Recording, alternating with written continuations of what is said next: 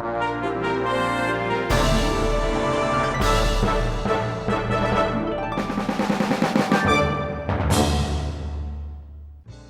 everyone and welcome to Cooking Live. I'm Chef Patrice and I'm going to make you a better cook.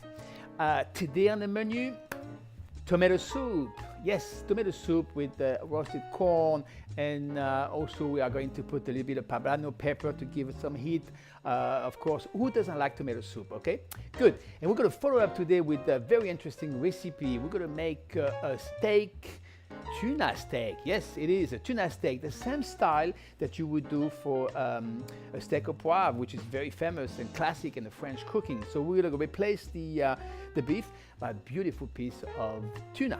So what I'm going to do first is remove the stem from those tomatoes, and we are going to give it a quick wash, of course. I always like to roast the garlic a little bit in the olive oil when the recipe called for garlic, especially with the tomato sauce, to get that flavor of a roasted garlic, which is really very nice. We don't want to chop the garlic because it may just get brown too fast in the pot. Very important move, the roasting the garlic, of course. My garlic is taking a little bit of a color, which is good. Now I'm going to put the onions.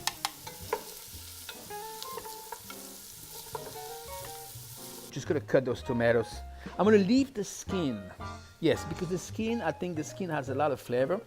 And since we're gonna pass the soup in a chinois, any pieces of skin left over would just stay in the chinois, so no problem at all. We put the celery and the carrots. I think it's time to put our tomatoes into this pot. There we go, right here. So beautiful tomatoes. Perfect. And I'm going to add on the corner of the pot, I'm going to add the tomato paste. So I'm going to go ahead and put my chicken stock. I have 2 cups in here of 1 pint, 2 cups of tomato juice. And again, I repeat, I'm using V8. And then just put your fresh basil like this into the soup. We're going to grab also the anise seeds. Oh, it's going to be a wonderful soup. Everyone's going to like it. All right, I think the pepper is ready to go. Oh yeah, look at that. First thing you want to do is clean up those potatoes. Of course, we're going to wash them very well under the water because we are keeping the skin. And then we're going to cut it again. I'm thinking a quarter. Potatoes love salt.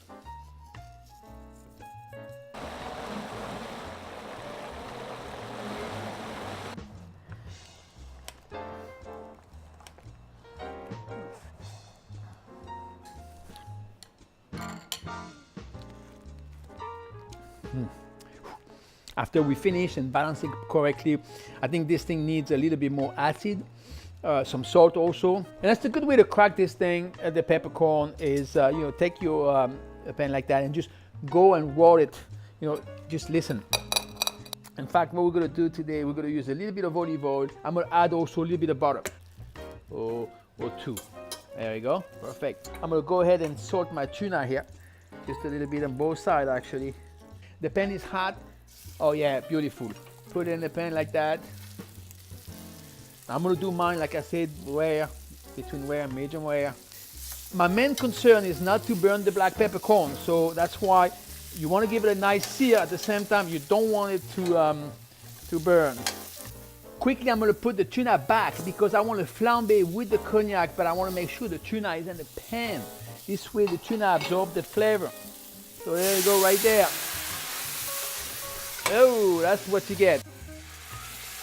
And pour the whole thing in there. Add more salt if needed.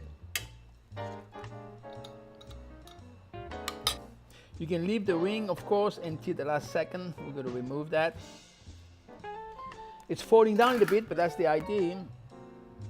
But it looks a little bit more organized in your plate. You don't want to put too much. Again, it's not a tortilla soup. It's not about the tomatoes, but a little bit of crunch is good. I have a little bit of green, which is a little bit of parsley in here. You can actually add anything. If you want to do cilantro, you can. It goes well with the... I'm going to place a few potatoes on the plate. You just made. It's going to be a good dinner for Saturday night. I hope you have some good wine.